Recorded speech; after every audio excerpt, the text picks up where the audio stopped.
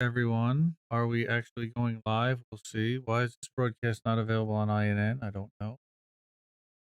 Weird. Hello, hello. We're waiting for all the different sites to come up. Gonna check on that to see if they're gonna be there or what's gonna happen. Hello, we are live. Okay, yeah. Looks like it's actually working. So that's a good thing. And we're actually co-streaming on Robert Durden, and we're actually co-streaming on Be the Change tonight, which is really cool. Diddly-doo, diddly-doo, diddly-doo. Say hello to Bird and Reef. What's up? What's going on? Where's your nameplate? Oh, you don't have a name badge here. Wait, everybody already knows who the hell you are anyway. We don't need no stinking nameplate. Nice. Hey, oh.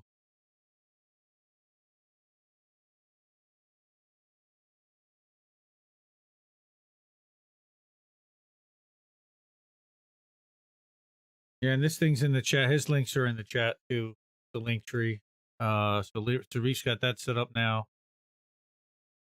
So hi everybody. How did we miss that? Welcome everybody to How Did We Miss That? And is anybody in chat? No, nope. Why is the restream chat working? Got anybody live in chat yet?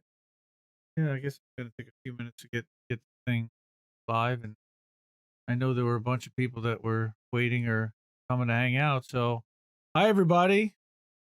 And so welcome everybody to How Did We Miss That? How Did We Miss That is a show airing on YouTube, Twitch, Facebook, Twitter, and Odyssey every Saturday night at midnight Eastern Time, 9 Pacific, reviewing a few big stories we hadn't seen covered much in left independent media space. Co-hosted by me, Indy, founder and editor of Independent Left.news and Leftist.today. And this guy to my left, right, whatever side you're on, that's Reef Breland. He's the creator of the Jimmy Dore Discord and host of the new show Reefer After Dark. And everybody go check that out. The links in the chat are in the description. All the stories that... Hey, Misty. Yeah, Mindy. Exactly. Hi, Mindy. So all the stories that you're going to see tonight were featured in our Substack, Leftist.today, and at the top of Independent Left.news this week.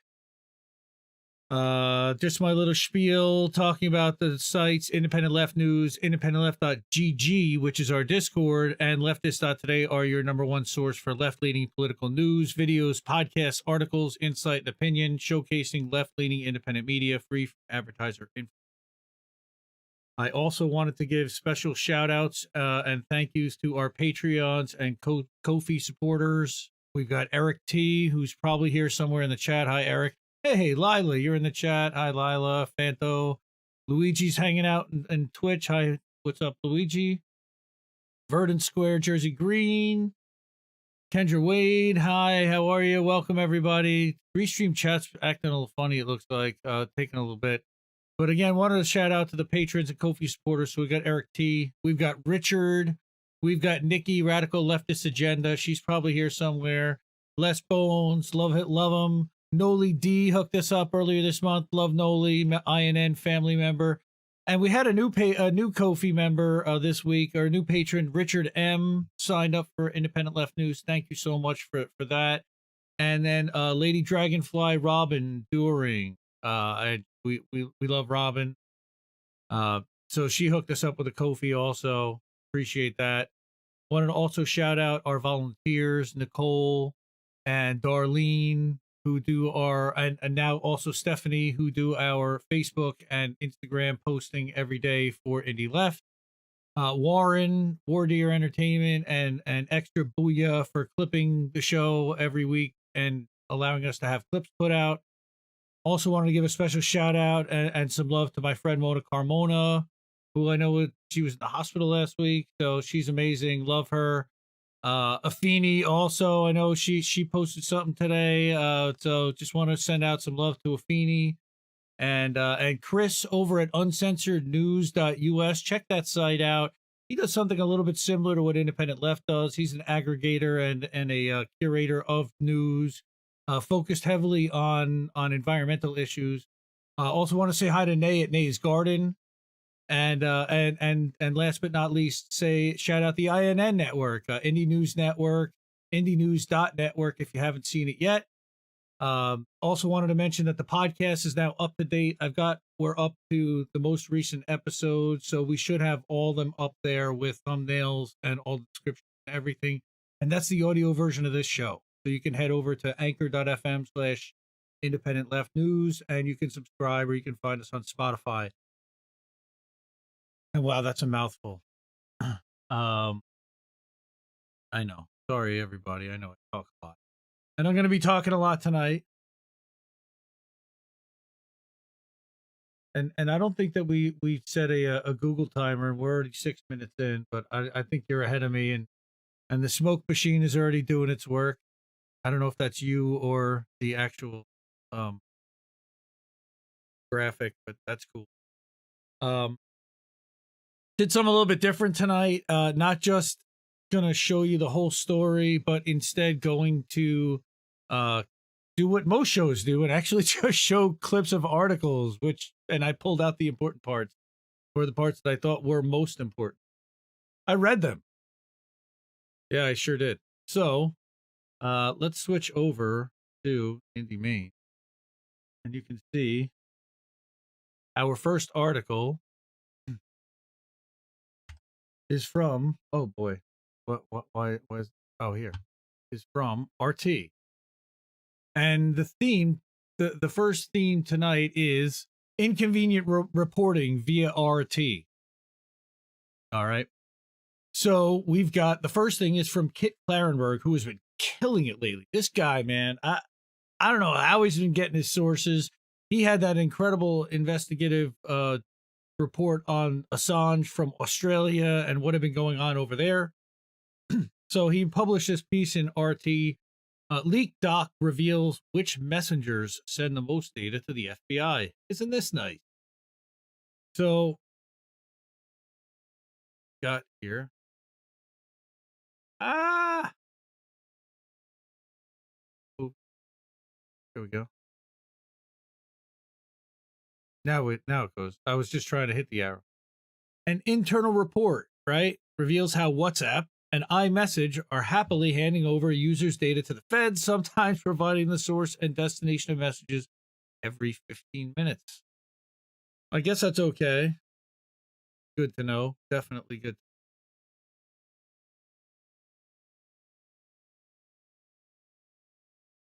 Right? Well, so the sensitive FBI paper unearthed by the Transparency Group, Property of the People, and thank you for that, whoever they are, spells out in concise yet shocking detail the Bureau's ability to secure messaging app content and associated metadata via warrants and subpoenas, and shows what WhatsApp and Apple's iMessage turn over the most information to authorities. Isn't that wonderful to know? All right. And he says, so in any event, WhatsApp messages can be accessed by the Bureau if that user is using an iPhone and has enabled iCloud backup. And most people, I think, have. I know I have. This is facilitated by Apple maintaining a policy of turning over iCloud encryption keys in response to FBI warrants, which also grant agency access to iMessage. Great. Right. So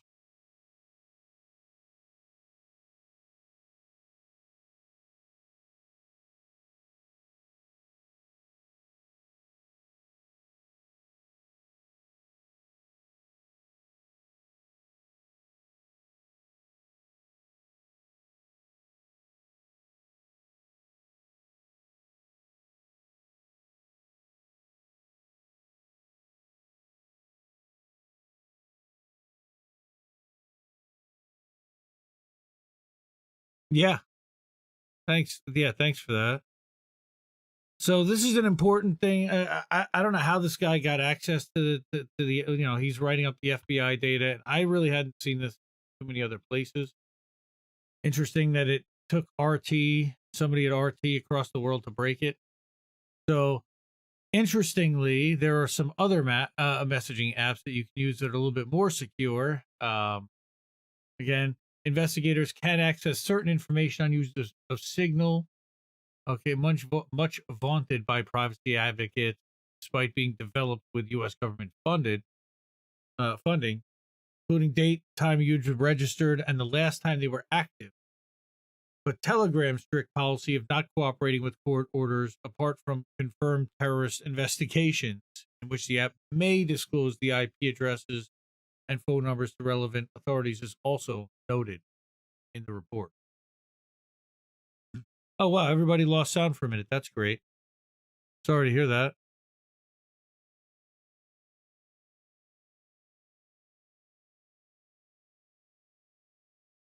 What is happening, audio? Sound. It says Indie Mike Live is bouncing, and I see my bird moving. So hopefully we have sound. And hopefully you can read whatever's on the screen. Okay, we're back. Thank you, darling. So what's Facebook, who owns WhatsApp, doing? Well, they arguably already act as an effective arm of the U.S. state power, or at least subordinate to it. In 2020, it complied with 89% of requests from Washington for user data. So the Threat Intelligence Division, from which Francis Haugen, that's the Facebook quote-unquote whistleblower, is a veritable den of spies, counting numerous former CIA, NSA operatives among its staff. Right? So, grief is silent. Weird.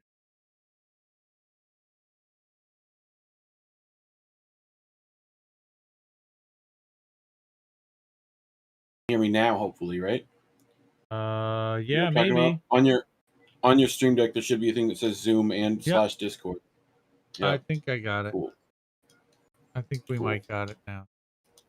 La la la la la la la la. Okay. All right. Well, Reef hasn't said very much anyway. You haven't missed much. I just wanted to make sure everyone could hear me now. Just everyone can hear. It's me doing the talking most of the time anyway. So, yes. Somebody in chat asked if Reef is a ventriloquist. Yes, Reef's the ventriloquist, apparently. Sorry about that. Yep. That's my bad. And one of these days we'll actually have Reef run the stream because he's much better at it than me. And don't worry about it, man. Like, dude, I have the same problems on my stream. I'm like, what did I press all the buttons? I think. Nice. Like, you know. So hello everybody. And that sucks because now we might have to go back and redo. Oh. All right, now that's okay. We'll just clip it out. We're not gonna do it. Well, let's summarize what we just had, right? So essentially, like, we've gotten, iMessage and WhatsApp, right, have been now caught giving information to FBI, and they've complied with 89% of Washington's requests for user data. No? Yep. Right, that's pretty much it. Thanks and then we're here. We're pretty much here. Yep. And that Telegram and Signal don't send as much to the FBI, so use those apps basically. Yep. All right, so again, then you have this Frances Haugen. She's the Facebook whistleblower, quote unquote, and several of these individuals have contributed to the ongoing wall of negativity surrounding end-to-end encryption because they can't break into it and listen. Right? Yeah. So that's about all I've got from that. Unfortunately, there's not a conclusion other than they're still listening. So get yourself onto some don't put anything Telegram. Really. Yeah, always expect that they're listening to you at this point for the most part. Like, and what's really funny and sad is that somebody I heard, or I was reading an article the other day, and it referenced Telegram as a right-wing app. It's an app. Yeah, okay. Like it's what? Yeah, like the app is going to like what? Anyway. Yes, the app is a member of the NRA. And so all the app's code is like double negatives, just like I ain't never gonna do that compile, like just like. Now the thing is that I will give, there does have to be a warrant issued, and there has to be some Yeah. kind of legal justification beforehand, quote unquote. Of course, Edward Snowden indicated that NSA agents and other people do otherwise, and who knows. Right. But I try to use secure peer-to-peer apps as much as humanly possible. Yeah. After the stream's over, I will put in the description all the links to all of the articles, like this Kate Clarenberg article and our You could next just article. copy that link right now and pop it in the Yeah, restream chat. yeah, we can do that too. But Yeah. then they might leave my stream and go and read the Oh, and article. go read We it. don't we don't. Just have two monitors. Like if you're on Windows, you can like side by side it. You can do Oh some wait, like multi that only go apping. to everybody. Yeah. What everyone needs to do is just put our stream on every device that they have all at once.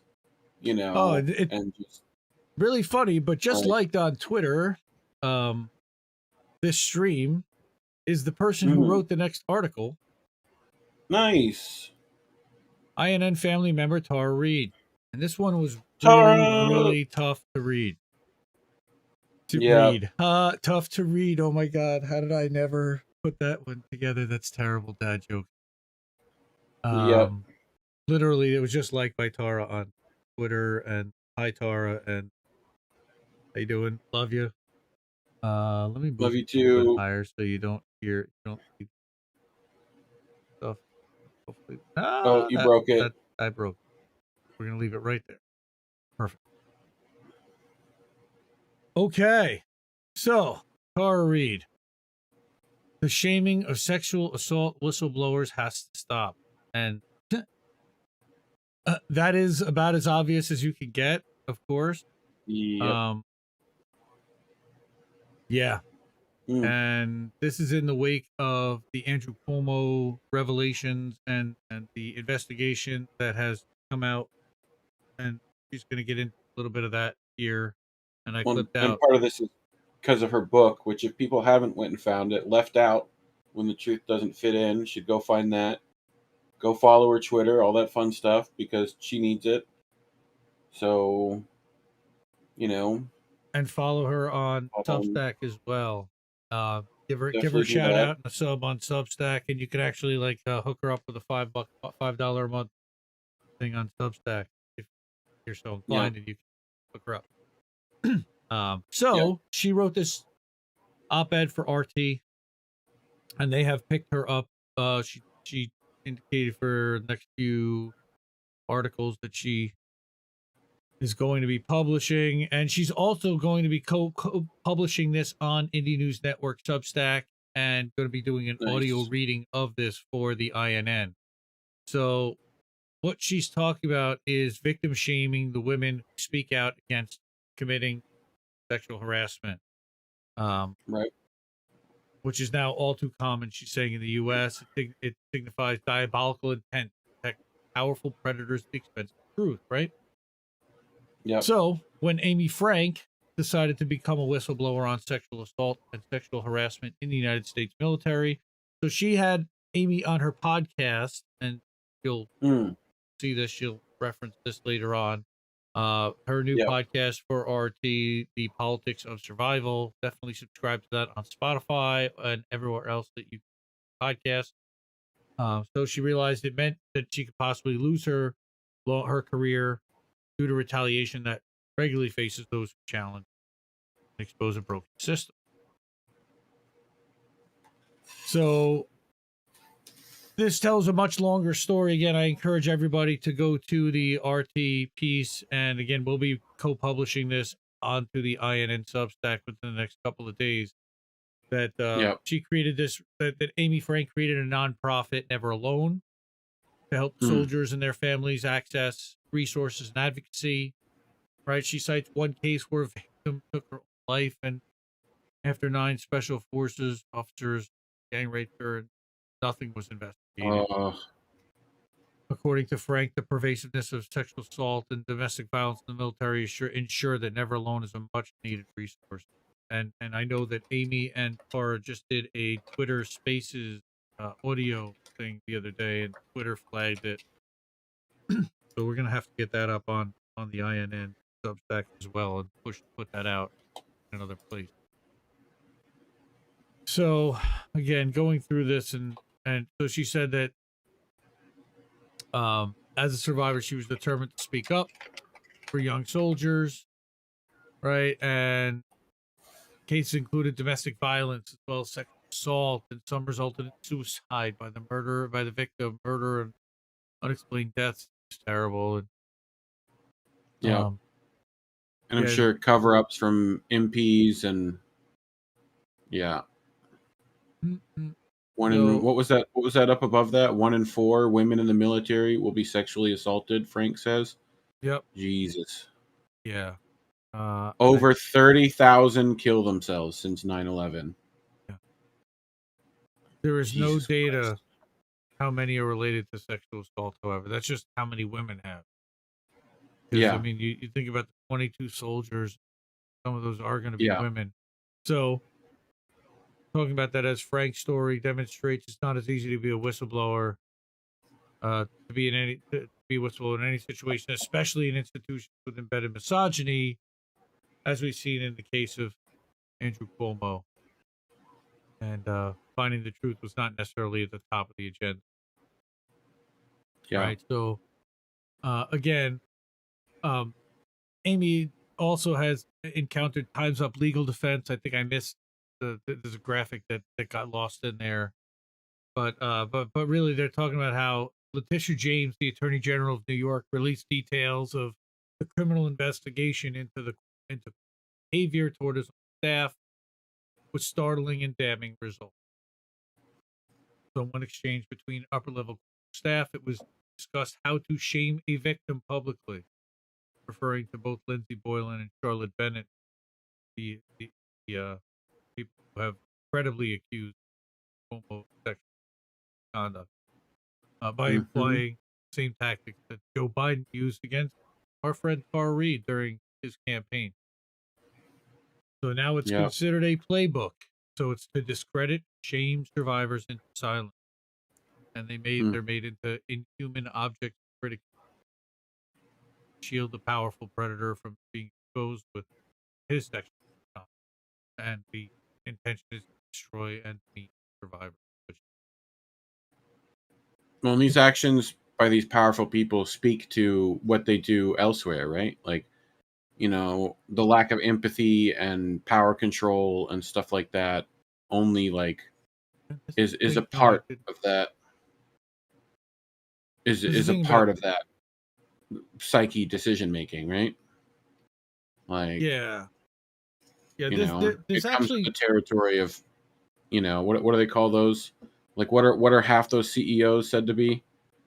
Like sociopaths, mm, right? Like, but yeah, this is, for one, the numbers on this are pretty staggering. What was it? 3 out of 4, right? Like, I think it's Bill Burr who talks about, if you want, if someone handed you a parachute and said 3 out of 4 times it's not going to work, are you going to jump out the plane?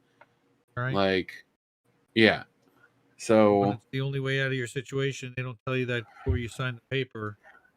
yeah, Yeah, yeah. I mean, it's just sickening. Like, as a man who has no idea how men can be put in this headspace to do anything like that, it's just real frustrating. yeah. Like, and you wish you could do something more than what you can, you know. Yeah. So, So I also want to mention Tara, one other paragraph before this one, that Amy also has the experience of the problems of dealing with the Times Up Legal Defense Fund, which mm, has of course receiving yeah, that an was all. attorney who then dropped her 2 weeks Yeah, before her rebuttal hearing. So she was left with a complicated legal case and potentially no representation to face the USIG, but resourcefully found a new attorney and is now waiting to see if Times Up will come through with the funding that it promised. Yeah, come on. Are they going to? and it feels like I'm not going to hold my breath. there's too many predators interconnected at the top levels of our society. Like, that there's a lot of ignoring, and like even Tucker was defending Cuomo. Like, you know, Yeah, I don't know how he feels about it now, but like all the stuff that happened over at Fox, right? Like, he's not going to say anything about that when he was working there either. Like, there's definitely some stuff going on there, But Yeah. yeah, I don't know. Even now, they're threatening Amy Frank's credentials as a support counselor for victims. Absolutely crazy. There's no doubt that that's what Yeah, she does. But when yeah, she says things that are inconvenient, again, this is a much longer article. I encourage everybody, please, to go to the RT, to go to RT, and I'll again drop it in the chat. And after the stream, I'll drop it into the description. But here, take a look at that. Give it a like. Give it a comment below. She has gotten trolled quite a bit by some people that have not yeah. always uh, Well, appreciated I am her surprised that perspective. this is what gets Cuomo fired, not like any of the actual actions of, you know what I'm saying, like this is what gets this scandal is what gets the Cuomos out of, like, you know what I mean. So, like, as opposed to killing the elderly, like, any, you know what I'm saying, like any of that stuff, as far as like insurance fraud, none of that, that's all fine. Right. Like, but yeah, it's like good. I'm glad that this is coming out, and whatever. So, but anyway, Anyway. I saw Tommy Nation in the chat. Yeah, Shout Tommy out to Tommy Nation. Nation Yeah, yeah. over there. Actually, you're competing with us. What do you mean, Well, man? We do a Saturday night every 14 we did episodes. deliberately look at his schedule and like decided to, like, Yeah, you know midnight Saturday. Yep. to do this. Yeah, so Come on, man. love you though. Come on, brother. I love you. I'm just giving you a hard time. Yep. Nicole, hi, how are you? ZXCVBNM. Is that like an eye chart or something? That's what it looks like to me when I see that. No, it's Zvexbunum. Ah! Zvexbunum. Cuomo Yeah. got 4 million. Okay, so let's see. Cuomo's actions caused the death of 15,000 plus elderly. Yes, absolutely. Well, Yeah. is it more important? Sure. Yeah. There's a lot of people It that have a lot also of things to say speaks to the about that. character. Yeah, like, Um, I get that the media is willing to, like, overhype this and not, yeah, exactly. Like, just what I said, right? Like, but the point is the power dynamic that's happening in a governor's yeah, office, with over younger yeah. women powerless. I mean, But and then Indy, he's Italian. right. He's So Italian. yeah, Everyone knows Italians are it, abusers. What do you it's easy to mean? say that. It's easy to say that stuff, like when it's not I know. you and it's It's not your Yeah, family and it's not your um somebody yeah, who's close to you that really had aspirations at a job and went to work to actually work and got something that they did not want from somebody that they might have respected and that had a lot more power than they did. So yeah. Wardeer in the chat. What's up? What's up, Warren? Ah. Uncle Warren. Everyone should go watch his stuff. Warren. He had JB on. They talked about, like, the Willy Wonka weed stuff. It was great. Uh, It was great. I now want to watch that movie. I want to watch I the need to stoner watch it version of again. Willy Wonka. I want to watch that again. Yeah. That is going to be my first extra booyah rewatch. Is Rewatch. JB. You're just gonna have it on loop. Yep. I'm going to rewatch that one. Anyway, So I got since, another since story Warren here. wants his stories, yeah, like Stories. So our next stories. corporate whitewashing all for profit. That's just beautiful. Not a beautiful thing, but from our friends over at the World Socialist website, U.S. corporate profits hit a new record. Isn't that wonderful? JB had that weed movie idea on point. Yes, he did. Dude, I'll be on it. Let's get it done. I'm down. And Reef's got the idea for the weed resort, and I'm down for that. We need to invest in that. Yep. Yes, sir. So just to Corporate show profits how hits new record. This is from Shannon Jones, right? yeah, just to show how ridiculous things are out there. And again, you can see it's a much longer article in WSWS from December 1st. Definitely go check that out. Give them a follow. Again, very simply, U.S. corporations enjoy the widest profit margins for more than 70 years, during the second and third quarters of 2021. Now, this is not like pandemic induced when the government is kicking in $6 trillion thanks to the CARES Act. This is the result of the kind of the aftermath of the CARES Act. This is wow. Widest profit margins in more than 70 years, but yet wages are relatively stagnant. They're not really doing much for anybody. And unemployment through the roof. Like, well, unemployment I think is actually low as a percentage, but there's tons of people out of the workforce. But that's documented. Right. The average wage isn't a living wage. So there's a worker shortage and all that stuff apparently, except no one has a job. Right. Yeah. So fueled in large part by the government's mass injection of cash into the economy. Well, there was the child tax credit. There was the $1,400. Thanks for the $2,000, Joe Biden. There was the welcome Tara Reid. I just got a notification on Twitter. Hi Tara. So there was the $1,400. There was the child tax credit. So they have been pumping some cash into the economy this year. Okay, so you can see the non-financial profits increased $67.5 billion in the third quarter. Again, profits are up 39.6% in just the second and third quarters of this year. In dollar terms, the annual increase in profits since before the start of the pandemic has been over $500 billion. It's just stunning the kind of numbers that we're talking about here, and it's all on the back of the American people and with our hard work and sweat, and we're not getting the raises and we're not getting the bonuses and we're not getting, it's all going upwards, unfortunately. So again, profit margins are at their highest level since 1950.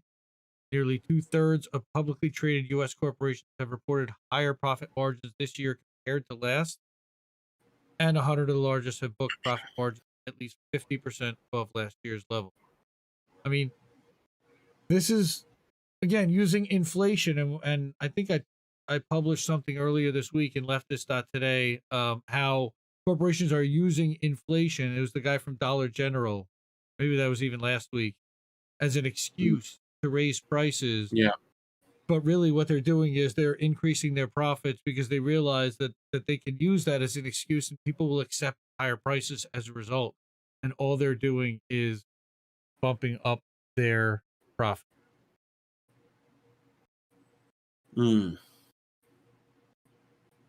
So P&G, supplier of home personal care products, reported 24.7% profit margin for the third quarter, $14.3 billion in net earnings. In April, they announced major price increases for its line of products. Rather than give a price break to consumers, they decided to reward investors by giving back some $3 billion of its own, by buying back $3 billion of its own stock. Right, which is what all the companies have been doing, right? Well, because they can. That further inflates the price because it reduces the number of shares that are available on the market, and it eats up some of the corporate profit that could potentially be shared either with shareholders or with employees, like it should be. Yeah. Okay. And as a result, also among the big winners were oil companies, right? Whose profits rebounded from last year's slump amidst rising petroleum prices. ExxonMobil had a net income of $6.8 billion in the third quarter of 2021, while Chevron reported adjusted $5.7 billion. They were a little bit off, but of course that's greater than expected result, and it's their best result in 8 years. Thanks, Steve. I'm sure Steve Donziger thanks you. Free Steve Donziger, and 17 times greater than earnings a year ago. Jesus Christ! The greatest polluters on the planet, and look at what's happened. Yep. Remember they were putting lead in our air for years. Right now, on top of that, you've got the UAW, which imposed a rotten contract, falling far short of workers' demands, shutting down the strike by 10,000 steel workers. UAW was paying only $250 a week strike pay. They used threats and lies to get it ratified. They falsely claimed the company didn't have the money to provide adequate wage increases, including the restoration of decades of concessions. Yep. Except, essentially, they gave them the. Go ahead. Here's the thing. This was despite the fact that the company reported net income of $6 billion for the fiscal year ending October 31st. So how do they not have the money? More than double the previous year's total of 2.8 billion. And that's not 6.8 billion of right. I don't know if that's profit. I mean, it says net income. Yeah. But I believe income is basically previous profit year's total. After, well, it's like if it's 2.8 billion, right? They made 6. You're talking about 3 billion profit on top of what they made last year, right? So therefore, they should have at least another billion and a half that they should be able to just give to their worker. You at know, least they should be able to yeah, pass on, and not to their CEO. And that's part of the problem. Also, is the discrepancy from CEO pay, of course, to the average worker salary. Okay. So also we're looking at Kellogg, which is threatening to hire permanent scabs to replace. Now, I believe they actually are in the process of settling that. And again, they're trying to jam through a 2-tier wage system still. Okay, management has refused to meet workers' demands for the elimination of the hated multi-tier wage structure that leaves 30% of the workforce at a transitional level, as well as the 7-day and 16-hour work schedule. That's always great. 84-hour work week. Or that's actually more than that. But it's not. They're not 16 hours a day, 7 days on, but it's either up to 16-hour work days, or they can work for an entire week. In which case, 1 or 2 of those days is a 16-hour day. I believe they are 84-hour work shift, which is just crazy, right?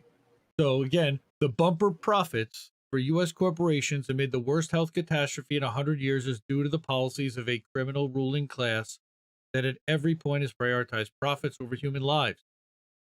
Right? There's no level of death that'll make the government change course because policy is entirely subordinated to the profit interest of the wealthy. Now, I will say that this article then gets very alarmist and talks a lot about COVID and our response to COVID, and WSWS has been I don't want to use the word alarmist, but they have been the most conservative in what we should be doing, and they want to be the most aggressive in elimination of the disease, or of the virus. They think that it can be eradicated, and they are pushing very hard for that. And I know that there are others that say that it is going to be endemic, and including the former disease, Joe Biden disease minister. Again, I'm going to drop the link to this WSWS article in chat. You'll have it in the description afterwards. But this was again, it just grossed me out. Thanks so much to World Social website for that. But it's important to understand that corporate profits are just continuing, and they're rolling on, and they're actually bigger than ever. So anyone who's saying that corporations are struggling in any way, shape, or form because of this economy or whatever, it's just not true. At least not large corporations. Now, small businesses are definitely getting squeezed, no question. But these big businesses are making bigger profits than ever before, and it's really a problem. Yeah, because it's killing the whole distribution. Now, this next story is a wild, holy crap! And again, I did not see anybody talking about this now. Everybody's been flying for a long time, right? We've all gone on. Most of us have gone on an airplane. I travel for business pretty often, and I see flight attendants, and they all wear uniforms. But can you imagine if your uniform was actually poisoning you? Oh, that's what's going on at Southwest Airlines. With what the fuck? Yeah, dude. Like, really? Wow. This is. I told you. This I mean, it wasn't a crazy story. It wasn't that long ago they had to switch the uniforms because it was all like way too like sexualized and like right. Yeah, like you want to talk about a toxic workforce? Literally, this is a toxic uniform that is poisoning. They like weighed women, right? Like because Oh. In mid-November, the WSWS was contacted by Tanya Osborne, a Southwest Airlines flight attendant from Orlando for over 20 years, She was left on the brink of poverty after suffering a series of health complications brought on by uniforms that her company had forced her to wear. Of course, forced her is kind of a I don't know what the word is. That's the job, and so Yes, yeah, but that's the word I would use in that sense. right. So here's Like, the deal. So yeah, they said in 2017 they introduced a 75-piece uniform, according to the new look is in stark contrast to what you had talked about, 75-piece uniform. What? right? Wait, you got to put on 75 pieces of clothes. Hold on, let me get my snowsuit on. Is Like it what? is that like the flair for Oh Office God, what Space? is that movie? Office Space? You Yeah, only have 14 pieces of flair. Flair. Yeah. So Uh, again, the article mentions that Cintas has contracted with United for new uniforms, and that other major domestic carriers were redesigning their outfits. However, shortly afterward, flight attendants across the company began reporting severe health complications associated with the uniform. What? What? Right? mm, yeah. Well, and it's So, like asbestos, apparently, right? So right? No, yeah. So the situation, no, it's some kind of chemical in there, and they'll get to exactly what the chemical is. But in addition to Cintas, at least two other uniform manufacturers, Land's End and Twin Hill, have been implicated in this. And in 2019, flight attendants who spoke to WSWS, reported an awful fishy chemical smell in their uniforms. Even after several washes, the chemical scented clothes produced massive skin irritation and other painful reactions. Crazy, right? yeah. So, according to Osborne, chemical treatment in her clothing was so severe that even brushing up next to a colleague at work would trigger a reaction, Mm. right? So, she's been diagnosed with several autoimmune disorders, including inflammatory Athropy. polyarthropathy, Yep. a form of Yep. You had it. arthritis, right? I'm not going to go into all the Ankylosing stuff that she spondylitis. has, but you can. Oh yeah, these are all super Yeah, Latin. psoriatic arthritis. Like it's rough. This is Yeah. really, really bad. Other colleagues she was in touch with reported skin rashes, hair loss, Hashimoto's disease. I don't even know what that is. That sounds awful. Jesus. Right. That Oh, a sounds condition terrible. attacking the thyroid that can alter the human body's hormone production and can lead to Yeah. fatigue and Good. rapid weight gain. I wonder if that's like what our friend Joe has, that hypothyroidism. I wonder if that's part of Yeah. it. Well, it's Right. part of it, right? Like, So she initiated a initiated a class class action action. lawsuit. So she Yep. actually tried to sue them, right? So Yep. then it alleges that since the introduction of uniforms in 2017, they immediately began suffering these problems, including all these different symptoms. Hashimoto's a thyroid disease, apparently. Yes. Yep. So one of the again, this is a much longer article. I will again drop it in the chat, but it's whatever's cheap, of course. An industrial hygienist who works for the Association of Flight Attendants, who told the Philadelphia Inquirer that did a lot of work on breaking this story initially. Well, you know Our who could president, help on class action lawsuits? uh, Especially when it comes with women is they're called boobs, Ed. oh, Um. sure. Yeah. Actually, yeah, I saw a tweet from her recently, Erin Brockovich, for anyone that doesn't. Yeah. That would be it. Um, so It took me a second to remember what it was in my own head. So you know. right, but present U.S. policy for chemical use in clothing, is that whatever's cheap. Okay, this woman, Irina Mordakovich of Harvard's T.S. Chan School of Public Health, has stated that the use of chemicals in clothing in the United States is very unregulated and unresearched. That's scary. Well, the thing that I'm wondering, right, is like if Southwest is having their issues because of Wait, the wait. right, you're like, Wait. oh yes, it's almost We're, like I we're, could we're going to get reason there. to. We're Yeah, going to we'll get get there. there. Okay, So, I'm along for meanwhile, this ride. the Seatbelt unions. in, tray in upright position. Um, Yeah, the unions, first of all, have also abandoned any public mention of this ongoing uniform crisis. Their last reference to toxic uniforms on the AFA's website, it all appeared more than 2 years ago, 4 months before the yeah, first lockdown in the U.S., according to the site's search function, right? Mm. Ah, Yep. so wait, there was like it was Delta and United, and there was a bunch of other Yeah. airlines that were Yeah. involved in something, and here it is. Okay, Yeah. Delta, so Alaska, American, Americans, Alaska, and UCAS, Delta. That's what Land's it was. End, and Twin Hall have been implicated. Twin Hill. Yep, yep, yep, yep. So that is a frightening, horrifying story that is not getting any light and should be. That Southwest Airlines and others are providing some kind of toxic chemicals in the uniform that are being required by their Somehow, did it say what those staff. chemicals were, or did I just miss that?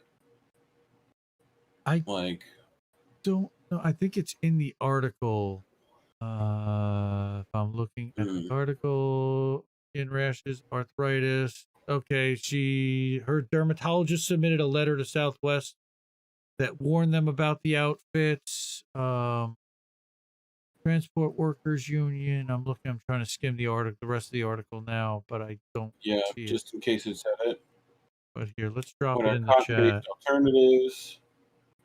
Yeah, let's Whoever our definitely do Russian that. friend is, this is Russia. This is Russia. All right. Stratutia. Wow, it's already 12:47. So I know you've been ripping that thing already, but Yeah, I've been doing it up. the I just repacked it with some black tuna. next So one we'll see how that goes. is another really long one that has a ton of different research in it. Um, it's an ode and a tribute to one of the guys, one of my the guys I Ooh, look up Richie. to, and Richie Medhurst, man, he killed it with this one. And this is an Good old exclusive.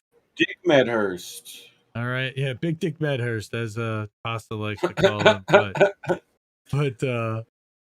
classified documents invalidate the U.S.'s appeal against Assange, talking about David Mendoza. And who is Mm. David Mendoza?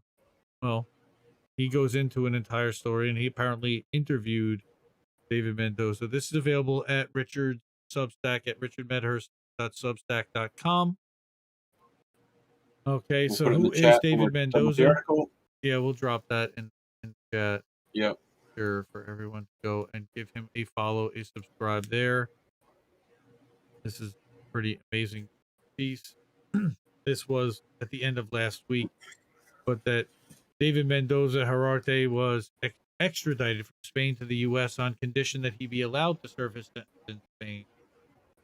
Mm. Okay, but then classified documents revealed the diplomatic assurances given and By the how embassies they in Geneva. violated those. Okay, and then he spent 6 years in the U.S. trying to return to Spain. And Mm. court documents show how they denied his transfer application multiple times, and that while in prison, he sued the U.S. and Spain for failing to uphold the conditions of his extradition and for violating his human rights, and that his case was recently even taken up by the United Nations. Pretty wild story, Gotcha. Yep. right? And that his case was raised last month in the English High Court, okay, where the U.S. is attempting to extradite Julian Assange to the U.S. Free Julian Assange. We should be dropping that case, and this is every reason why we should be. Another reason why we should be dropping the case is because Yeah. that we offered a similar diplomatic assurance that Assange could serve a sentence in Australia once he serves Mm. trial over here, but that they can change venue, they can move things around, they can drag their feet, they can do all kinds of crazy stuff to him to keep him here, even if they assure that he might be able to serve at some point and be in prison in Australia if he's found guilty, which he shouldn't be at all. But anyway, James Lewis, the head U.S. prosecutor, QC James Lewis, said that these assurances are bulletproof, except that Richard Medhurst has shown this to be untrue with court documents, diplomatic assurances that directly contradict his statement. So this is great work by Richard to blow the lid off this again and just further reason. So again, a couple of highlights from David Mendoza after he spoke to him. Okay, he was born and raised in the U.S. His mother was from Spain. He'd go there every summer, and he described it as his second, and he's both an American and Spanish national. He was wanted by the U.S. for drug trafficking in the early 2000s. I'm reading from the rest of the article here that he used helicopters. It's similar to like Blow to transport marijuana, currently commonly known as BC Bud. I don't know. You might be a little young for that. I definitely had some BC Bud. I remember. Canadian BC Bud across the border into Seattle. It certainly made its way all the way across the country to New York. BC Kind definitely made its way around. And today, of course, marijuana is legal in Seattle. So he worked in building property development, made good money. He said he only did this on the side to help subsidize some of his building projects, right? The first thing that happened was they tried to seize all of his U.S. property. And again, this is a really, really long article, and Richard gets exclusive paperwork, signed documents, FOIA requests, stuff from the Spanish National Court rulings, exclusive stuff. This is great work from Richard. I almost wanted to share the article that, but Mendoza said that if he hadn't handed over that if he handed over the building, that they wouldn't oppose his transfer request. So he has to put it in writing. He was told no, right? And essentially they wanted to get his stuff back. And at this point, they'd already seized 14 million of his assets and properties, even though most of it had no relation to narcotics. He said only 2 million was spent on that. And then he was also then sentenced to 14 years in prison. But instead of being sent to Spain, he was told to apply for a treaty transfer. And he applied, and the U.S. said no. Wait, what? It was done in a treaty already. Okay, and he applied 3 times for a treaty transfer.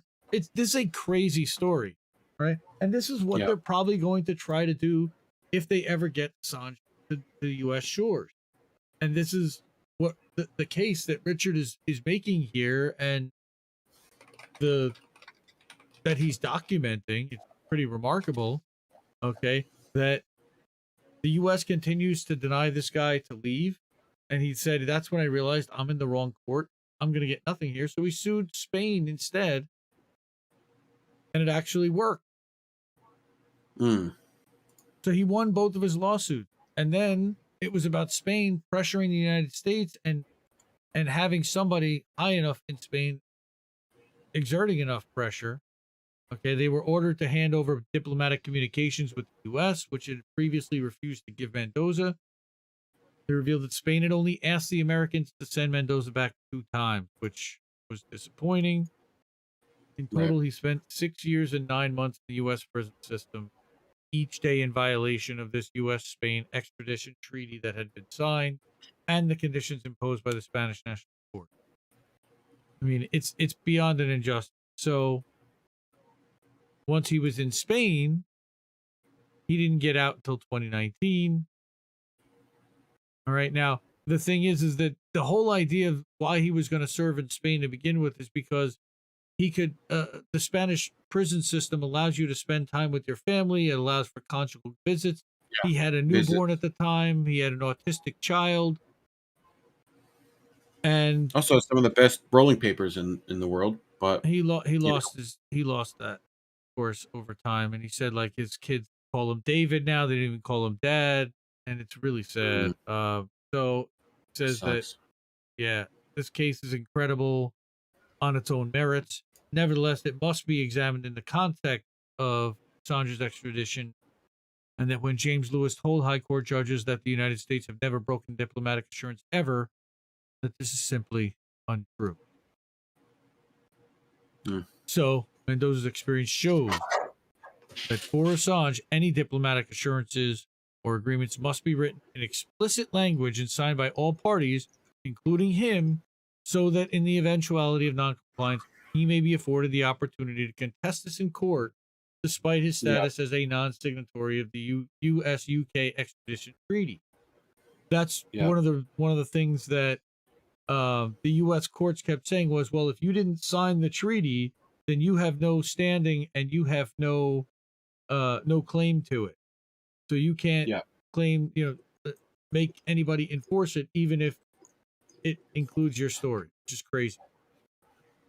But it offers the court extraordinary insight into the inner workings of American diplomacy, legal proceedings, and extradition to the U.S. It is a serious warning which high court justices should heed, and I'm hoping they do, who at their discretion have the power to prevent gross miscarriages of justice which gravely imperil the respondent before they arise. And Mendoza says that he's a nobody, and if they're capable of doing this to him, imagine what they can do to Julian. Yeah. Again, So it is a tremendous article. What's been happening? Do you know what's been happening in the trial recently? Right? Well, like what's going on there? They had a hearing back at the end of October that was 2 or 3 days long. It was 2 days long, and that was the appeal. And we are now waiting for the appeal result from the High Court in the UK. Gotcha. And in the meantime, he continues to rot in Belmarsh and be given inadequate blankets. And is it still over the allegation of sexual assault from him, or is it? No, this is over the Iraq War log specifically. Okay. Still, Okay. this is not So about it's espionage 2016 claim, or this is using the Espionage Act for a journalist. Daniel Ellsberg had testified originally on his behalf in this extradition trial that had happened last September, which the judge Baritzer had ruled back in January that the U.S. prison system was inhumane, which we all thought that meant that he was going to be released, but that the U.S. Had the right to appeal, and the Biden administration did announce that they were going to appeal. Merrick Garland is pursuing that. Merrick Garland should be dropping these charges because of all the things that have come out this year, the persecution that happened, the Isikoff article about what happened in the with the Spanish embassy, and UC Global, which we already knew about 2020 thanks to Max Blumenthal, and that David Morales case. There is the Ziggy Thordarson revelations that he actually lied under oath to get a plea deal. There are so many different things that reasons why he should be set free at this point. Enough is enough, and that's me. Yeah. So by all means, Richard, great article. Thank you, my brother. Appreciate you as always. And again, everybody go and subscribe. RichardMedhurst.substack.com. He has photos of original documents, and he goes in a whole lot deeper than we just went into this article. Again, I could have spent a half hour, 45 minutes. I think he goes through this thing in over an hour on his own channel. But I did want to call some attention to it because I didn't really see anybody else besides him talking about what happened here. I'm guessing that guys at Slow News Day, if I know Steve, I'm sure he'll say, we covered that 2 years ago. Yes, he did. Love you, Steve. Love you, bro. Scuba Steve. Scuba Steve. Wow, this article is so long. Holy crap. All right. So we've got one more article that I did these clips for, and then we can actually go to reading the last 2 articles. But this one was from Sludge. And this one is a good story and a happy story. And we don't get too many of these, so I wanted to focus on something that's uplifting. And it does, of course, come from the Brennan Center, which we know is not exactly the most left-wing organization. However, this talks about New York City's match funding for local city council candidates and how they had provided an up to 8-to-1 matching, and how it was successful in allowing more women of color and women candidates and people of color in general to be elected to city council office than ever before.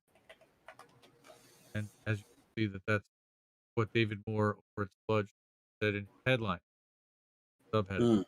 So, new report from the Nonpartisan Policy Institute Brennan Center for Justice, which has studied New York City election campaign finance laws for over a decade, finds the share of women for the People's City Council will surpass the 52% of the city's population made up by women and people of color on the council will nearly match their share of 68% of city residents. Hey, how about that? Adequate, like real representation? That's pretty unbelievable, Yeah. right? So, Yep. city council candidates who participated in the program have donations from city residents up to the first $175 in a contribution matched at an 8-to-1 ratio, meaning that a $175 check qualify for $1,400 funding. And Funding. that's helping to level the playing field for city council. They also agree to observe Okay. individual contribution limits of $1,000 maximum in city council Okay. races, right? And spending limits that this year were 190,000 in each of the primary and general elections.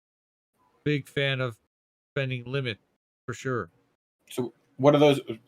Explain to the kids at home what those spending limits would do, right? Like, They would cap how you much know, a campaign could feasibly spend, at least the campaign itself. Now, that doesn't okay, speak for any dark money or dark super money PAC, or PAC money or yeah, okay, but this is just what specifically the what kind actual of campaign itself could contribution. spend.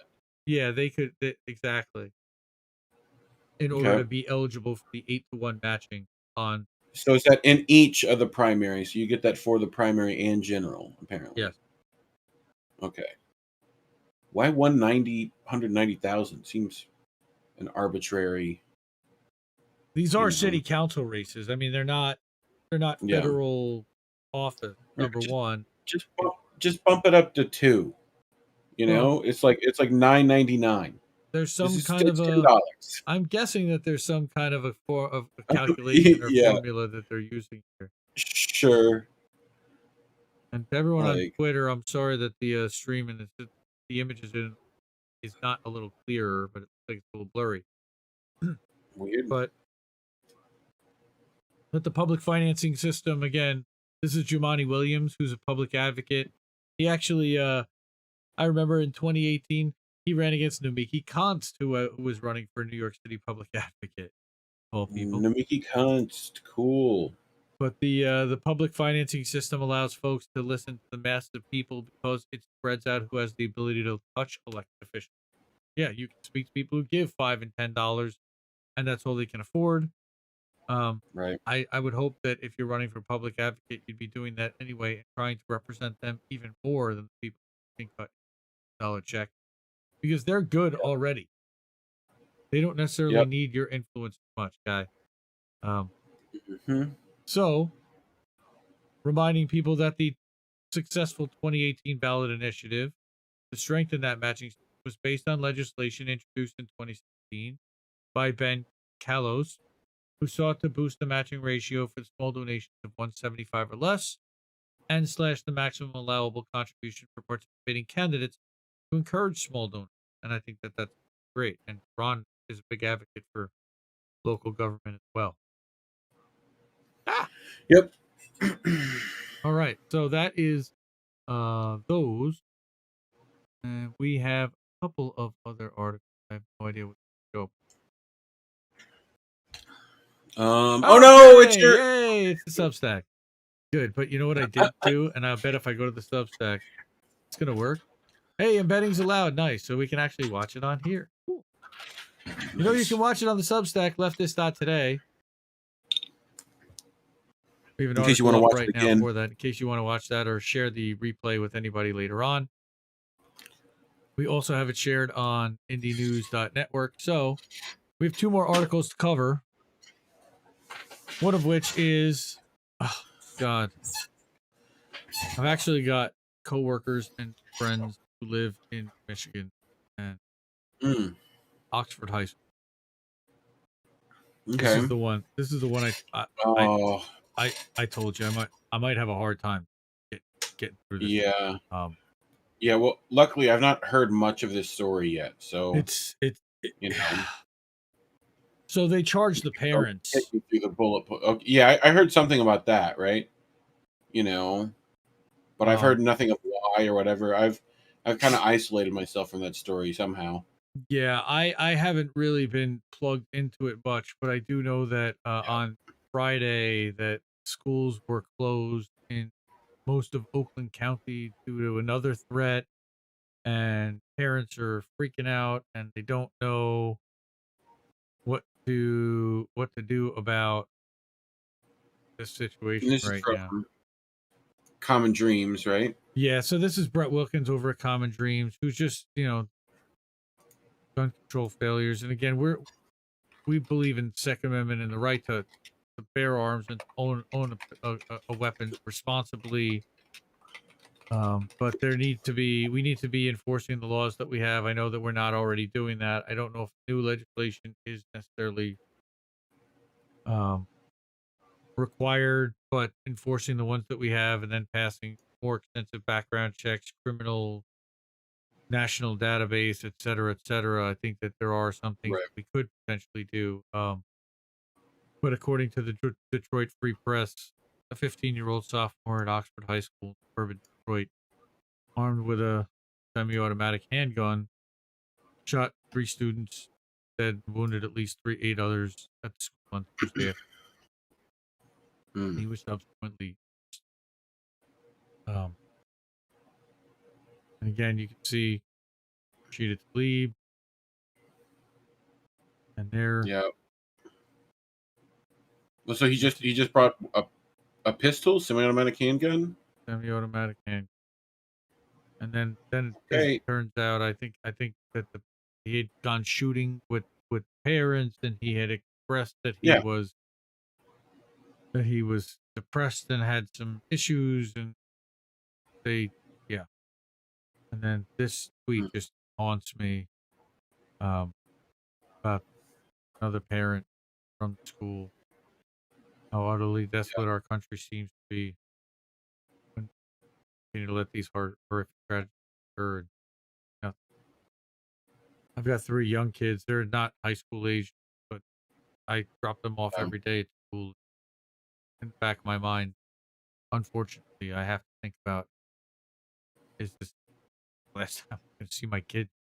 I Have can't you even. have you seen have you seen that there's now you can buy bulletproof children's backpacks? Yeah, I know. Yeah. That's fucking like what? Anyway. But okay, schools should be sanctuaries of safety for children. Yeah, we don't have to live this way, and join the fight to end violence. Again, I don't know how much effect that's going to Well, necessarily have. and again, we have another mental health problem here, right? Like, no outlet to care, no one being able to be aware of that problem. Like, you know what I mean? There's so many missteps in that line of leading up to whatever this would be, right? Yeah, Abdul El So, Said, who was at the March for Medicare for All back in July, and again, how much would Medicare for All possibly help? But that 15-year-old shooter may have picked up a weapon, but Congress may as well have handed to him. I again don't know if I yeah. agree with that, but I understand the sentiment. Well, Just so they arrested the family for allowing the kid to have access, essentially, or what? yeah, I believe so because he was underage, did not have was not obviously Okay. allowed to carry it into school, and he wasn't registered to own a gun, and I believe that it was parent's firearm, but I don't know all the story. All we got from Well, elected and officials after 43 school shooting. in the And chat, Darlene wants to say that mental health issues exist in other countries, but their kids don't get guns and go shoot up the schools. Yeah, because they also have ways of actively dealing with that mental health problem in other countries where well, we have guns. they Where they also have don't have guns. access to guns Right. necessarily. But Right. Switzerland and Yeah. There's Sweden plenty and of places that Canada, do. and there are plenty of Yeah. countries where there are sensible gun laws, and where citizens do have regular access to Right. guns, but Well, it's not also like there's here. there's not many ways of like our country is doing anything to try to lessen the amount of depression in this country either, like at all. You know. So Our old friend Nina Turner. Why do we let the filibuster stand in the way of gun legislation? I don't know. Again, I don't know. yeah, Filibuster is exactly. necessarily standing in the way of that, but um, God, just again, I had to text my friend and coworker and be like, please tell me this wasn't kids' school. No, but Yeah. we know people in that school district who were in that school. It's beyond frightening. She texted me some of the screenshots of what the kids are sending back and forth, and you know, as a parent, how do you deal with something like this? This is not in the manual. They didn't prepare any of us as parents to deal with stuff like this, and we're all kind of just trying to figure it all out, and winging it. And look, everybody's got rights, but what about our kids' rights to live and to be safe and not get killed by some Yeah. crazy kid's bullet? I mean, it's, Well, I and you know, guns don't solve anyone's problems most of the time. So, you know, like it's such a frustrating. Like the I wish that someone would have, you know, talked to this kid before this.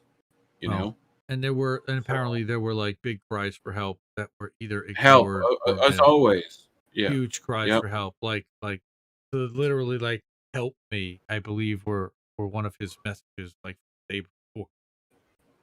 Yeah. Um, and then they gave him access to a weapon, allowed him to destroy families and lives, futures. Yep. Press. No, sorry, but I again, know. I didn't see too many people covering this Oakland, the Oakland County story, and I thought it was really important. Because, again, it just showcases what goes on every day and too often in our country, and it hit a little close to home for me because Only it did, well, you know, affect a I coworker. end up having to. It's like we end up having to recommend things like bulletproof back because we know things aren't going to change any other way. You know what I mean? Like, you know, you just have to take the practical choice of, you know, like I'm just sure that's why a lot of people are homeschooling now, right? That went up pretty damn big during COVID, I'll tell you. Yeah. So I got one more story, and it is an Indie News Network story from our friend the Dissident, and I would definitely give him a follow. Leftist underscore news 12 at on Twitter, and so he takes us through another long article about what was Russiagate really about, and I would again definitely highly recommend that.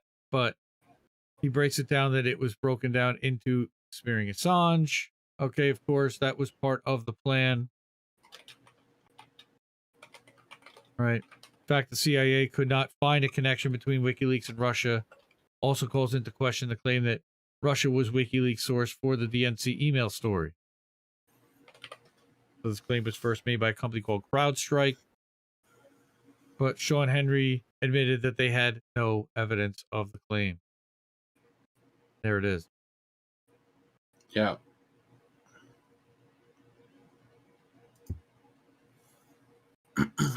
So other claims in mainstream media made about Assange's connections to Russia were even more absurd, such as a now debunked article in The Guardian about Paul With Manafort. Harding.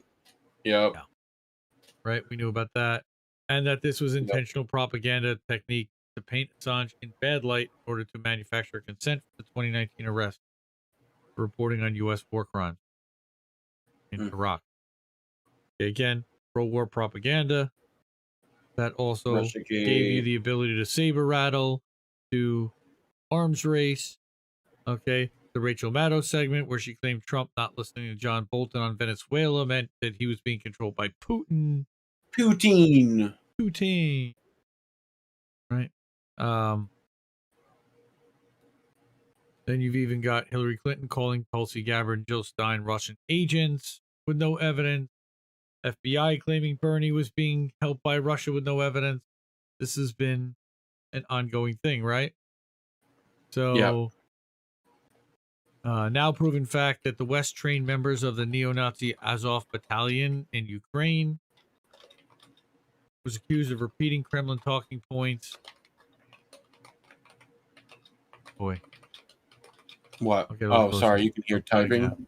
No, I can. I'm Yeah. cutting out according to Arlene. Yeah. I don't know if it's. We'll figure it out. I think it was just that last But story. I might have been a little low in the too voice, far. but no, it was a little rough, a little hard to get through. But Well, it's like I don't hear the difference on my end. So yeah, continue war through now debunk talking points. So again, it gives you the ability to increase censorship. Yeah. Wow, this looks really choppy on my Twitter stream. Was that the sound? The sound of coffee sipping. Is that what that was? No, I didn't. I did not sip coffee. Right, but again, increased censorship. Talking about Telesur and Venezuela analysis to be censored, and Ben Nimmo marking certain Nicaraguan people as dissidents that were that weren't. Ukrainian American penis was a Russian troll, and then of course New York Post article that's now verified on the Hunter Biden emails was censored because of baseless claims that was Russian disinformation. So again, all of these different lies that were told by corporate media and by so again, Washington Post also promoted a shadowy firm called Prop or Not, which accused some of the biggest independent media outlets such as Counterpunch and Black Agenda Report of being Russian propaganda, which also is untrue and led to many of those outlets being deranked in the Google algorithm just when they needed them to. All right, it was used to smear Julian Assange, push for more war, push for more online censorship. The left needs to be wary of propaganda campaigns that are targeted towards the left, or it will lead to many to parrot the establishment's propaganda, just as Russiagate did. And I think that we've already been seeing some of just this. as McCarthy was able to do, right? Like, and I'm wondering when our "Have you no decency, sir" moment will be. So yeah. I'm we'll hoping see. soon. The other thing I wanted to also remind people: independent-left.news. I did not do any curating of it tonight, but every other day it's published twice a day, about 8:45 Eastern and Pacific. You can see that there's some Fred Hampton Jr. stuff in there from Unicorn Riot. Yep. I believe that there's an anniversary today. Barbados becomes a republic. That was another story that we covered this week. That they became the first country since 1992 to leave the UK throne. So that's pretty decent statement. Yep. Right. And again, there are dozens, and I tell it to search for up to 100 articles per issue, and that's in the last episode of How Do We Miss That? Actually, that was from episode 12. I'll put a link to episode 12. 14 in here. We're at 14. We're at 14. I missed do a 13? I missed the link that we did a 13 last week. But again, you see how many articles there are. There's a ton. Definition of anti-vaxxer. Love it. Thanks to Can we just change 13 to like 12 and a half? So we don't have a 13, like one of those businesses that doesn't have a 13th floor. So look at this. They changed the definition of anti-vaxxer. Now, if you are against vaccination laws, vaccine mandate. Oh, good. I didn't know that I'm anti-vax until now. Thanks, Webster. But fucking. What do you? Oh, and they also changed the definition of vaccination and what a vaccine is to include what COVID, the COVID experimental drug. The COVID vaccine. Yeah. Yep. That's just. Yep. Thanks a lot. And I think it was it Blue Moon Red Wine we were talking to earlier today about just this. She said, "Did they really change the definition?" Yes, they really changed the definition. Yep, just in case you wanted to go look. I also wanted to call attention. Patriot1.substack.com is the free press report. Go give them a follow. They have been following the Maxwell trial day by day and giving you all of the dirt and the recaps, and they have done a tremendous job, and I wanted to give them a shout out. It's also Maxwell Trial Tracker, I believe, on Twitter. If I go to the maybe not. That's it. They do have a Twitter Maxwell Trial Tracker. But I don't want to open up my Twitter because heaven knows what's going to happen there. What? How do you name your plane the Lolita Express without knowing you're a piece of shit? Well, how do you do that? Who said that he didn't? Oh, it's just like, how does everyone like, oh yeah, what plane are we getting on? He knew. Like, yeah, everyone knew. Everyone on that plane knew. Okay, yeah. So I think it's time.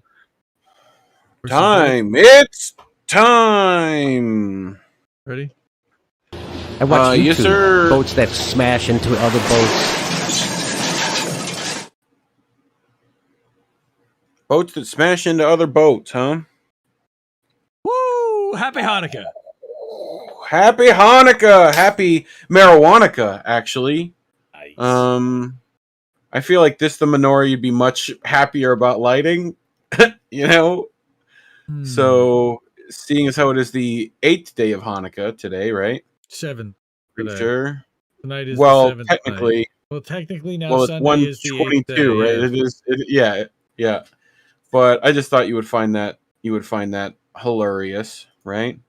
But I do have since our segment is called Boats Smashing into Other Boats, I feel obligated to try to find at least one boat smashing segment, right? Okay. But okay, that boat looks like it's gonna go out to sea. You see all that water coming out of this would be shoreline. This is way past shoreline, right? Yeah. So we're definitely have a lot of water retention, right? Which usually means that water's going to come back. That boat's going. Okay, one just went over. Ruh-roh. That's coming. You should be running. That's coming fast. That's going to take everything with it. Yep. And now we're high ground, down. people.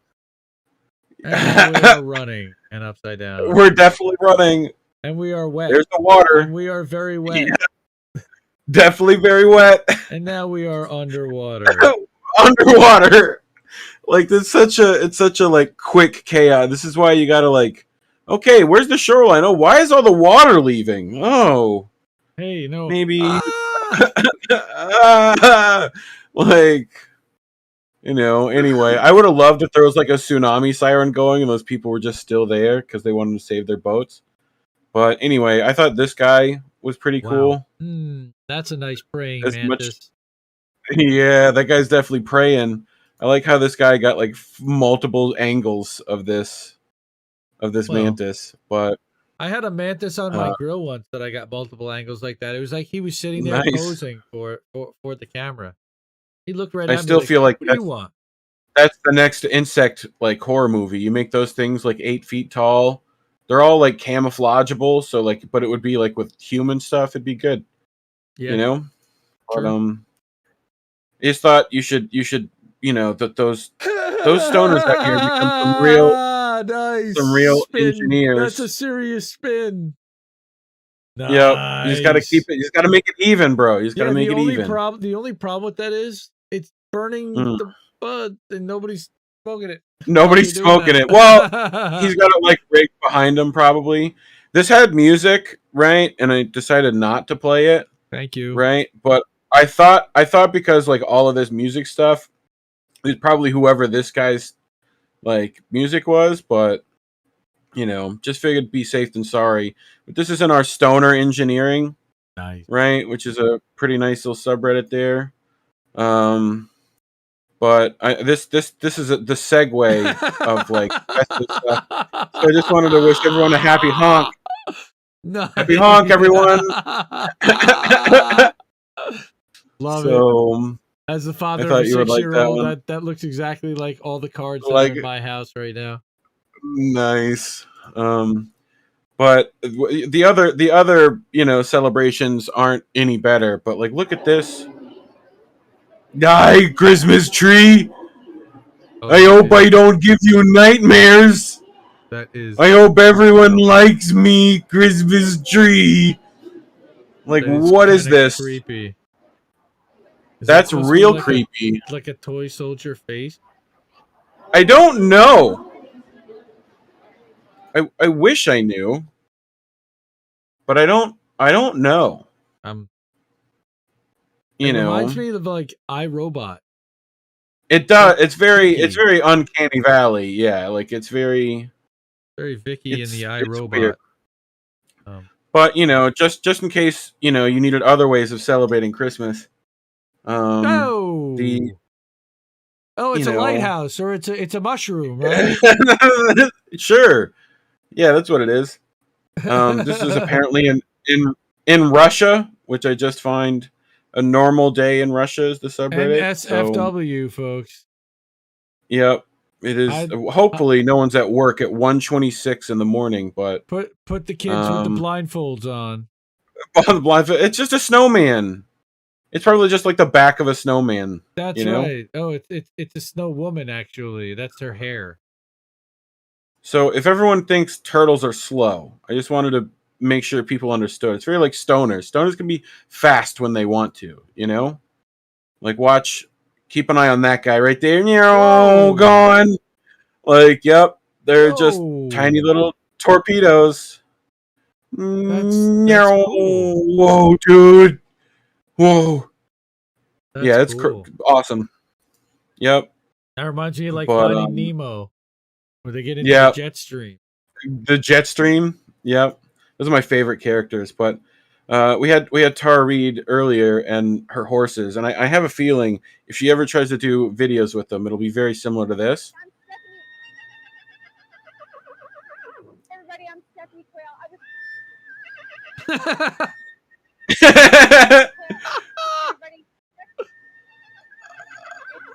Now is he pooping? Yeah. Now is he pooping? Hey, I'm Stephanie Quayle, born and raised.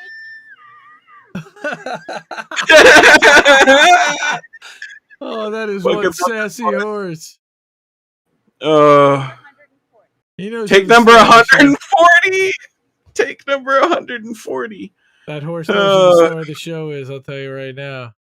It's the horse. I don't know. It's not Stephanie Stephanie Quayle. I can tell you right now.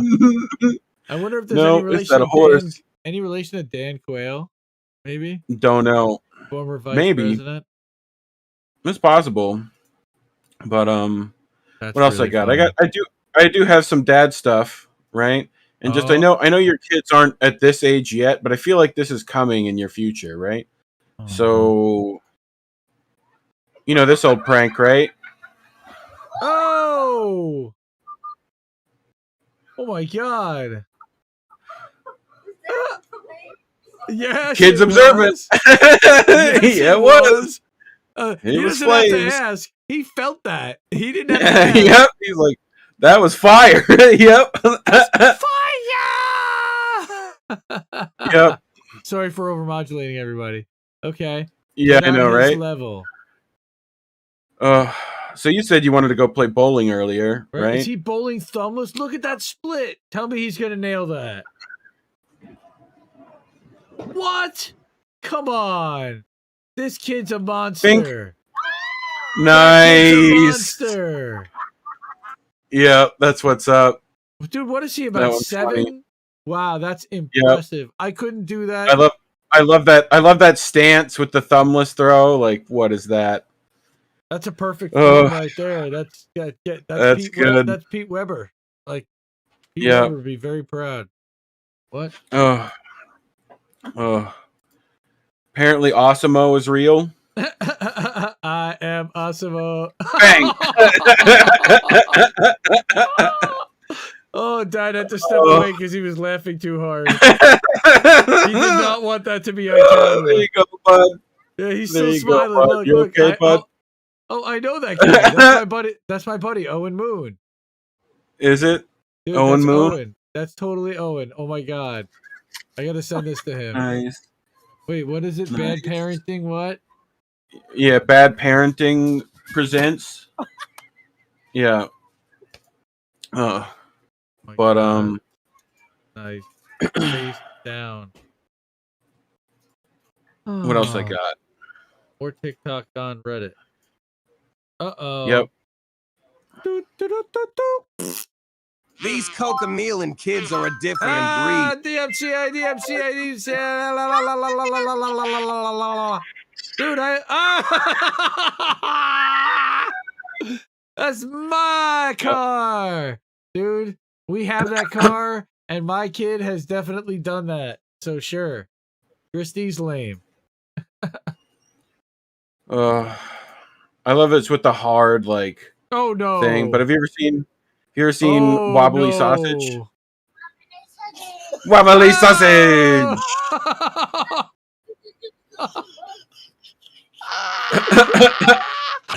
Oh my God. Oh my God.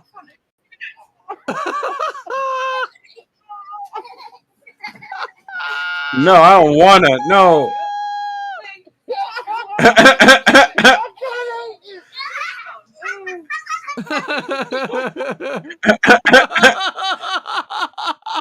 Wobbly sausage. Oh man.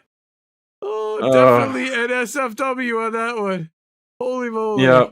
I'm gonna have to It's mark not real, 18. YouTube. It doesn't matter. That I'm gonna one's have to not mark real. 18 plus on this stream. We Holy already- moly. We already do, right? Ooh, I don't know, but uh-oh.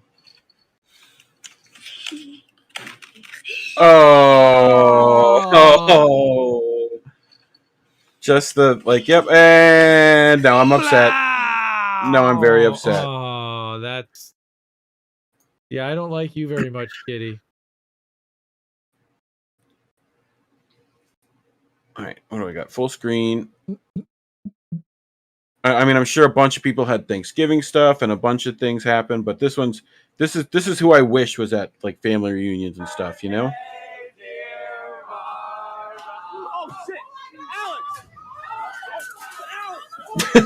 Wait.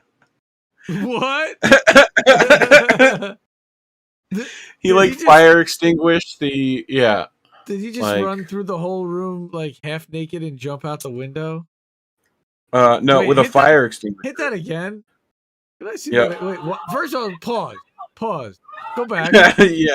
Go back. Yeah, the guy in the shirtless in the back. Why Yeah. is there somebody not wearing a shirt behind him? It feels so weird because it's like black tie, it's like suit and like nice shirt, and then shirtless, like, which is great. And then we come in. There's candles. There's a fire. Fire marshal's got to come in. This is a hazard. Oh, and then he jumps out the window to bail out because it was window. fire. Oh man.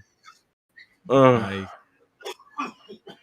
But so I figured everyone should get used to VR stuff since Suck is gonna push it on everyone.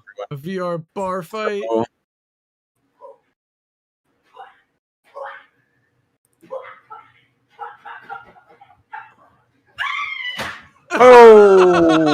Oh, ouch. Like I love the just the terror run. That's what's crazy is like With face me walking. I need to see that again. All right. I need that one again. All right, we'll run it back, Colin. Here you go. Bing. With the thing is that she's wearing the thing, right? So that's what hits first. Right? Is the headset. She totally then you breaks get the headset. bing. Oh yeah, for sure. Wow. Like nice. Holy crap, that's great. Okay. Oh no, what's inside this balloon?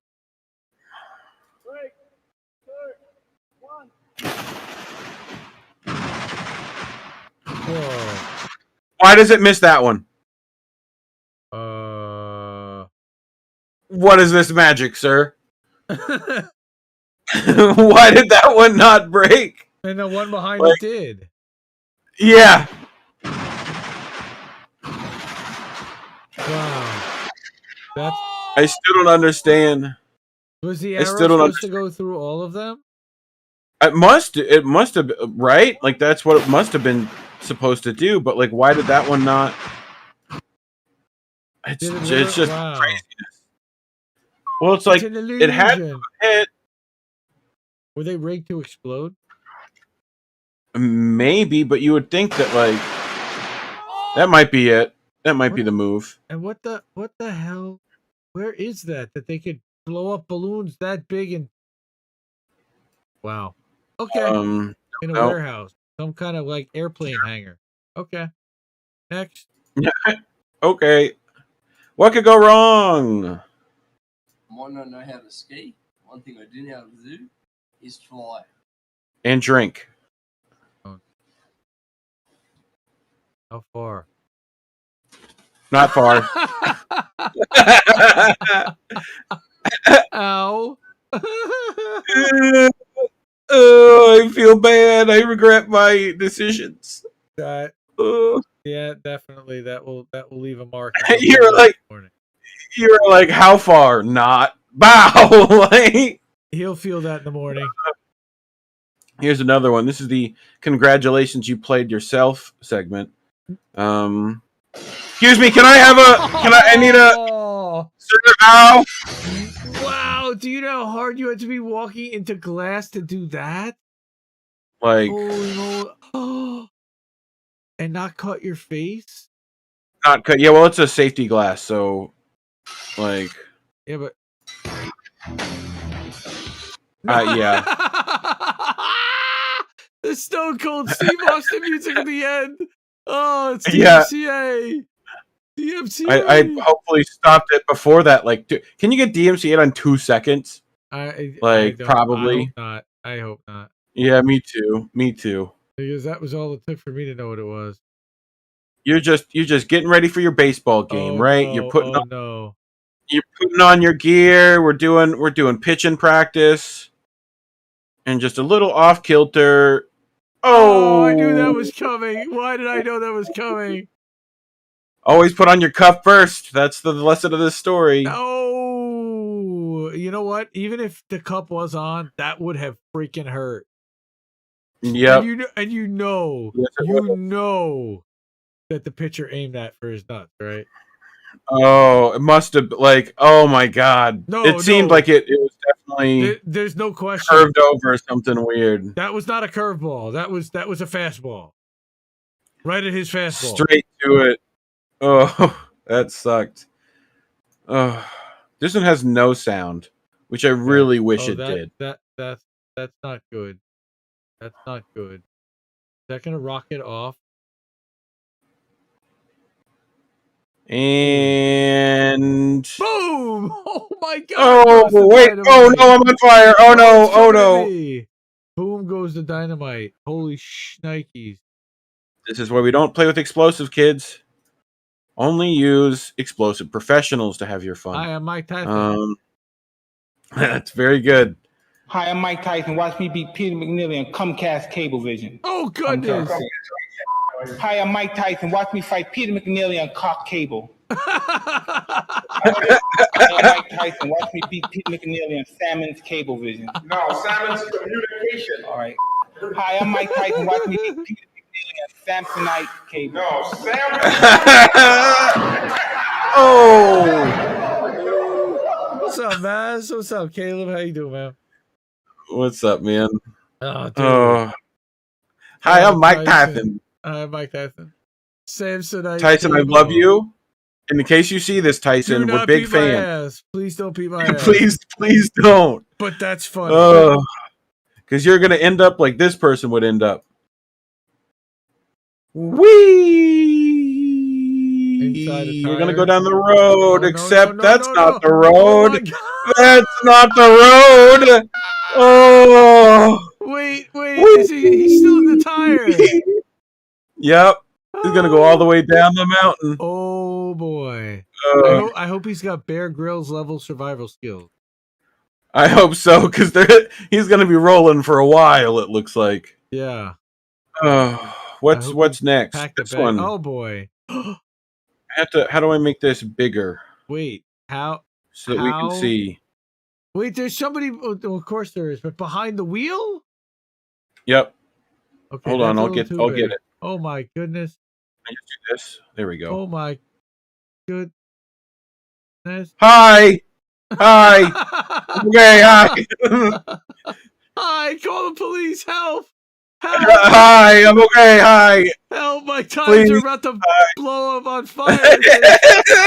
They're grinding on the ground. Hello. It's My just car's going to explode. it's just the Help me. way. Hi. Hi. It's to me, it's like one of those, No, I'm I okay. think- I'm okay. No, that's definitely a call for help. Yeah. Can you get me out of here? Please help. Please. Wow. Oh. This seems like someone's having a bad day. Oh. That's, someone filmed it instead of stopping the that's truck. which is the Cheech and Chong one when they go to Shut up and Mexico smoke. Yeah. and they come back with the truck that's made out of weed, Sergeant Stanko, and the thing gets set on fire and the cop trailing them, and he pulls over Chong. He's like, what do you want? Like, I don't know. You pull. Oh, okay. Have a good day then. Okay, bye-bye. It's great. Just Well, I think I've only got one more. okay, So what happened here? Surprised when I started breaking away the tile behind this shower wall. Look at how much honey is packed away in here. This is a 7-foot-long beehive. The homeowners were getting tired of beehive. buzzing and the occasional random bee escaping the wall whenever they would use the bathroom. Oh my god! Thing was It was in your house. Yeah. Right behind your shower. Oh You got the queen in there. How much does that suck? I hope you get to keep the honey. That's what I hope you get to do. You know? Just to be like, honey. yeah, fuck you, bees. My. I watch YouTube. Boats that smash into other boats. Boats that smash into other boats. Do you hit the button again? I didn't. Is that what happened? I didn't hit the white first, but yeah. Oh, that makes sense. Now we're back to Bird and Reef. Bird and Reef. What are we at? 143. Yeah, that's pretty good timing. Yep. That was fun. Yep. Yeah, it was. So I think that went well. Subscribe, like, share. We did have an INN network stream this week, so definitely check that out. We had a lot of fun. We had pretty interesting conversation. Yeah, and we all kind of got loose and silly. Then there was next Saturday, before we go live on How Did We Miss That? So I want to plug that now. Indie News Network is going to be co-hosting for Blue Moon Red Wine. She's going to be doing a student debt strike marathon. And we were debating whether to call it a summit or a marathon. Well, we've settled on marathon because student debt is a marathon in itself. And we want, and Lucy did it out of motivation. And if you watch the stream on from this week, she explains exactly what the student debt strike marathon is going to be about. And it's self-motivated. It's because she does not want to start paying for her student debt next month. Right. And it turns out there's a lot of people that feel the same way. So check out Indie News Network on YouTube. Also check out the Blue Moon Red Wine channel. Check out Reef's channel. Check out Extra Booyah. IndieNews.network for all the different INN channels. Oh, hey, kitty. Kitty decided to make an appearance. Meow. And thank you to everybody who was here tonight.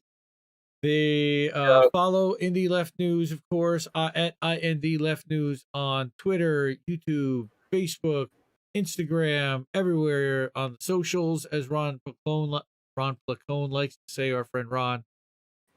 Yeah. And again, thank you everybody for hanging out tonight. It was a lot of fun. Nicole, Darlene, Caleb, Human Love, Solidarity, and all the new people. Kendra, Tara, who popped in. It looks like we had a bunch of people pop in on Twitter for a little while. Lauren, Fanto, and everybody who was here tonight. Ex bootlicker, whoever that is. It's hilarious. Mhm. Thank you. It's a part of the 1A community. Nice. Thank you. So yeah. and Jamie Nix also. And Kendra, everybody have a wonderful night, and we will see you Yep. next Saturday night midnight for another episode of How Did We Miss That? Episode 15. Wow. remember to 15 keep episodes. listening to what little birdies tell you, everyone. Good night. Peace, love, and bold.